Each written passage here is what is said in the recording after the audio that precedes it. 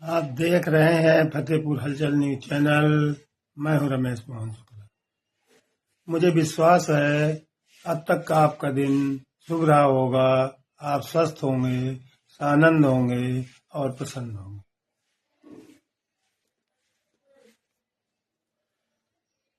साथियों,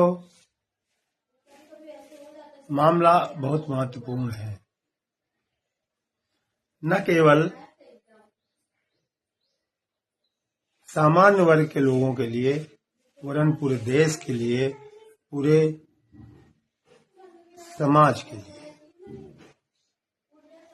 इन दिनों कुछ धार्मिक मुद्दे भी पूरी मीडिया, सोशल मीडिया में छाए हुए, चाहे वो काशी की मणिकर्णिका घाट और राजमाता अहिल्याबाई होलकर को गिराने की प्रतिमा को गिराने का हो, या प्रयागराज मेला में स्वामी अवमुक्तेश्वरानंद महाराज की पालकी को रोक करके उनके साथ चल रहे बटकों की शिखा खींचकर पिटाई करने का।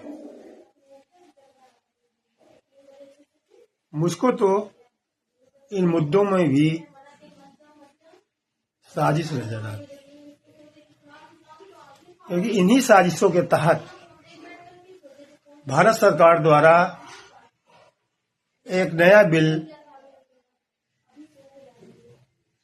लागू कर दिया गया है, जिसको यूजीसी एक्ट के नाम से जाना जाता है। ये नियम पूरे देश में 15 जनवरी से प्रभावी भी हो गया है। ये नियम कितना कठोर है और नियम कितना विभाजनकारी है, इसके परिणाम तो संभवतः 20-30 वर्ष के बाद सामान्य वर्ग को समझ में आएंगे।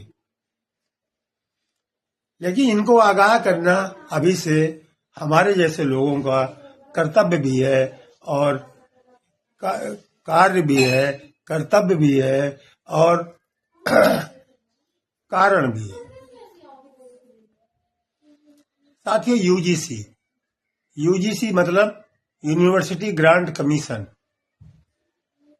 ये वो संस्था है जो देश भर के तमाम उच्च कॉलेजों को नियंत्रित करती है, उनको अनुदानित करती है और उनमें तमाम प्रोफेसरों वगैरह की नियुक्ति भी करती है।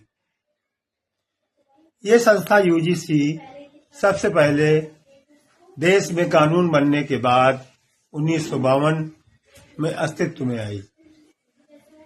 1953 में जब देश के प्रथम शिक्षा मंत्री अब्दुल कलाम आजाद द्वारा इसका विधिवत उद्घाटन किया गया और 1954 से ये संस्था वैधानिक बन गई।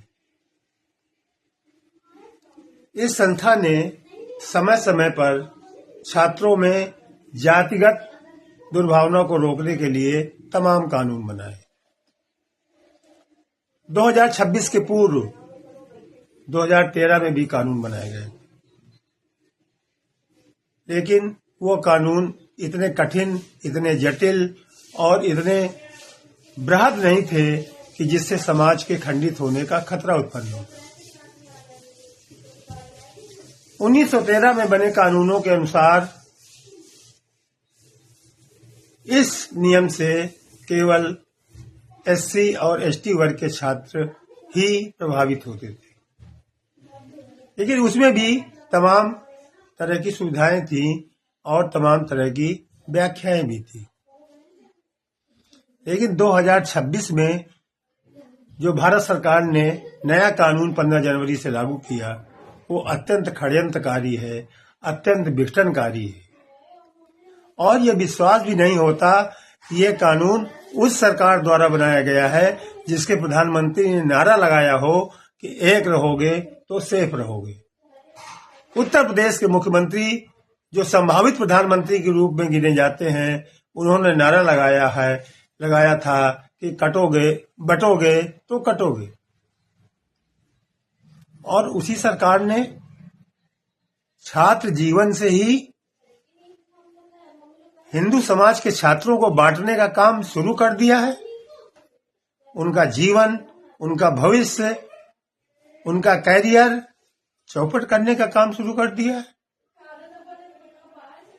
बहुत सारे लोगों को जिन्होंने अभी तक यूजीसी एक्ट को नहीं पढ़ा है, नहीं जाना है, वो चुप है, जैसे उनसे कोई मतलब ही नहीं। लेकिन जिन्होंने ये कानून पढ़ा है, जिन्होंने इस कानून का अध्ययन किया है, जो इस कानून में घुसे हैं, उनको मालूम है कि यह कानून इस देश को एक दिन तोड़ने वाला साबित होगा, इसमें कोई दो राय नहीं। नए कानून के लिए जो समिति बनी थी, उसके अध्यक्ष नए नवेले भाजपाई बने दिग्विजय सिंह थे। इनके भाई लक्ष्मण सिंह स्वयं भाजपा के सांसद रह चुके हैं। इसके अलावा भाजपा की सांसद बासुरी स्वराज जैसे तमाम सांसद इस कमेटी में थे, और शायद उस कमेटी के लोगों को ये भी नहीं पता था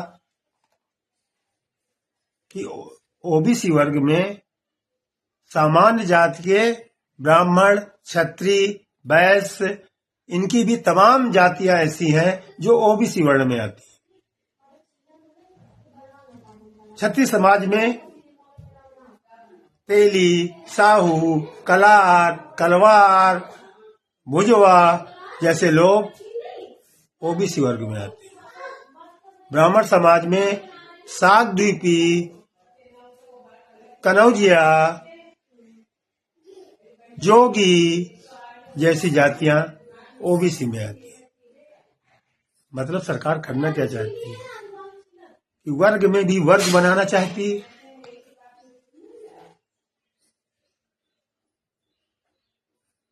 इतने अनजान तो कमेटी के सदस्य नहीं रहे होंगे, ये मेरा अपना मानना है। आखिर भाजपा चाहती क्या है? जिस गजवाए हिंद को रोकने के नाम पर उसने हिंदुओं को एक मत करके एक मुश्त वोट लिया, और 11 वर्ष, लगभग 12 वर्ष होने को आ रहे हैं, और राज कर रही है, एक छत्र राज कर रही है। आज वो उसी हिंदू समाज को तोड़ने की बात कर रही है जिसके नाम पर वो सत्ता में आई।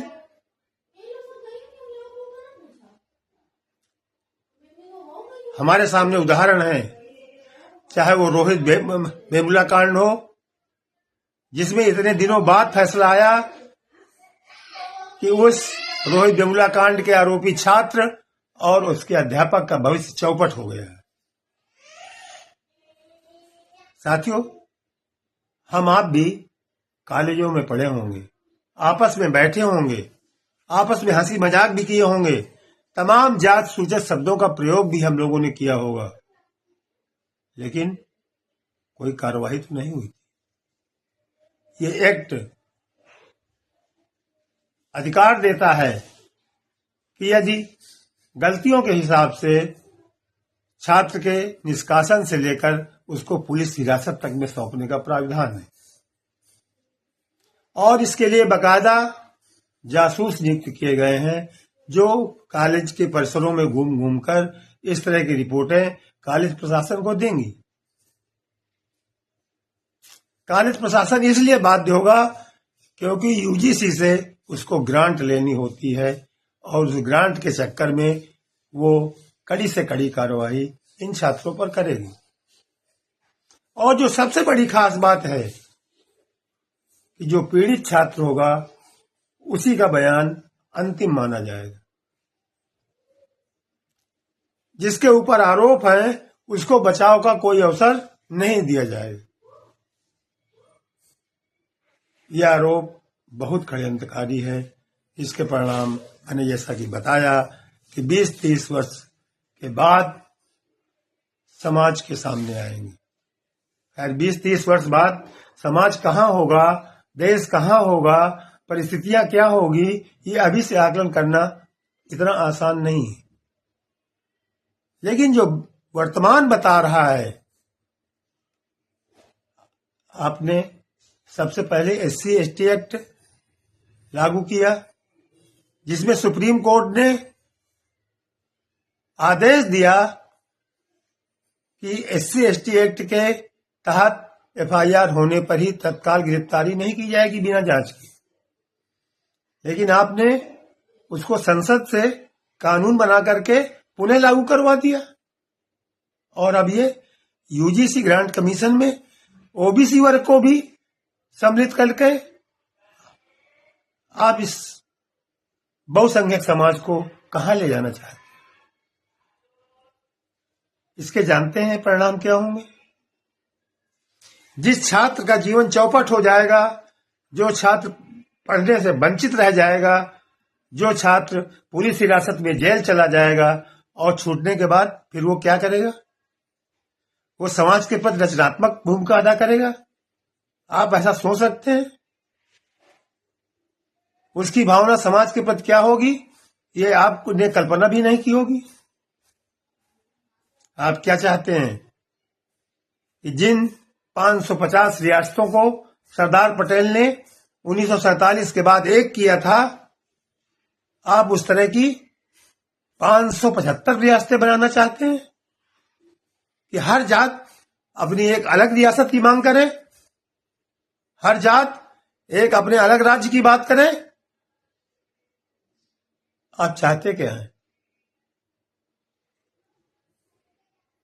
और जैसा कि मैंने पहले कहा कि जो विवाद प्रयागराज और काशी में चल रहा है, वो भी दिल्ली और यूपी की लड़ाई ही महसूस होती है कि किस तरह से इन विवादों में सामान्य वर्ग को उलझा करके और धीरे से यह कानून 15 जनवरी 2026 से लागू कर दिया गया। सामान्य संवर्ग के क्षत्रिय वर्ग के लोग योगी आदित्यनाथ के समर्थक हैं, वो स्वामी अमृतेश्वरानंद के खिलाफ, और जो ब्राह्मण समाज के लोग हैं वो योगी आदित्यनाथ के खिलाफ लामबंद होते चले जा रहे हैं। और आप इसी बीच में इन सबको नष्ट करने का षड्यंत्र आपने रच दिया है। इसके दुष्परिणाम क्या होंगे, ये आपकी कल्पना से परे हैं। यदि आपकी कल्पना में ये परिणाम होते तो आप कदाप ऐसा षड्यंत्रकारी कानून पास नहीं करते। हमारा सुझाव है, आपने जो इक्विटी कमेटी बनाई है, इस कानून के अंतर्गत केवल समस्या उठाना हमारा काम नहीं है, सुझाव देना भी हमारा काम है।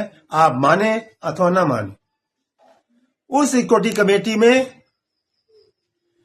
किसी राजनीतिक दल से जुड़े हुए व्यक्ति के बगैर अवकाश प्राप्त या कार्यरत न्यायाधीशों की नियुक्ति की अध्यक्षता में यह इक्विटी कमेटी बनाई जाए, और जिस छात्र के ऊपर यह आरोप लगे उनको भी बचाव का पूरा मौका दिया जाए, और बिना दोनों पक्षों को सुने कोई भी निर्णय कॉलेज प्रशासन द्वारा न लिया जाए। यह हमारी तीसरी मांग है।